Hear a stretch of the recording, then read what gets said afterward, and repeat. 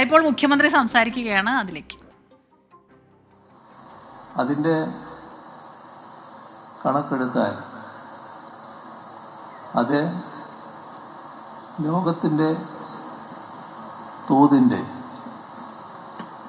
എത്രയോ മടങ്ങ് കൂടുതൽ വികാസം ഈ കേരളം നേടിയിരിക്കുന്നു. അതാണ് അക്കമിട്ട് ചൂണ്ടിക്കാണിച്ചൊരു കാര്യം. മറ്റൊന്ന്, നമ്മുടെ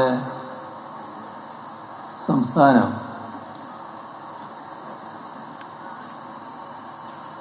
വ്യവസായങ്ങളുടെ കാര്യത്തിൽ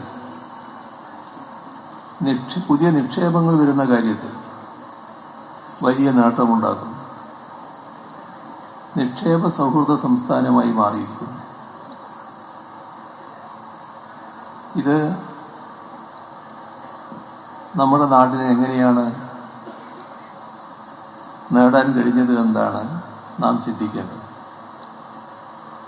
നമ്മുടെ കേരളത്തിൽ ഈ പറയുന്ന എല്ലാ കാര്യങ്ങളും നേരത്തെയുണ്ട്.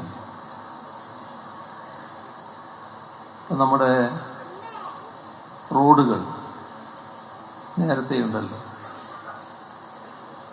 അപ്പോൾ ഒരു നിക്ഷേപകൻ കേരളത്തിൽ നിക്ഷേപം നടത്താൻ തയ്യാറായി ഇങ്ങോട്ട് വരുന്നു. അദ്ദേഹം നിക്ഷേപം നടത്താൻ കണ്ട സ്ഥലമുണ്ട്, ആ സ്ഥലത്തേക്ക് പുറപ്പെടുന്നു. അപ്പോഴാണ്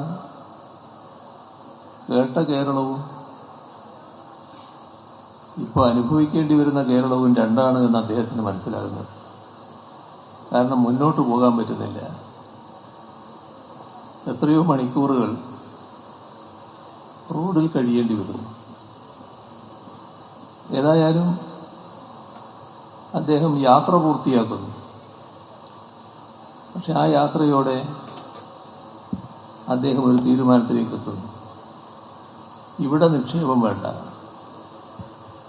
എന്തിനീ ബുദ്ധിമുട്ടൊക്കെ സഹിച്ച് യാത്രക്ക് പോലും സൗകര്യമില്ലാത്ത ഈ നാട്ടിൽ നിക്ഷേപം നടത്തുന്നു. അടുത്ത സംസ്ഥാനത്തേക്ക് പോകുന്നു. അവർ രണ്ട് കൈയും നീട്ടി സ്വീകരിക്കുന്നു. ഇത് സ്ഥാപനത്തിൻ്റെ പേരും ആളുടെ പേരൊന്നും പറയുന്നില്ലെങ്കിലും നമ്മുടെ കേരളത്തിൽ സംഭവിച്ച യാഥാർത്ഥ്യങ്ങളാണ്, വസ്തുതകളാണ്.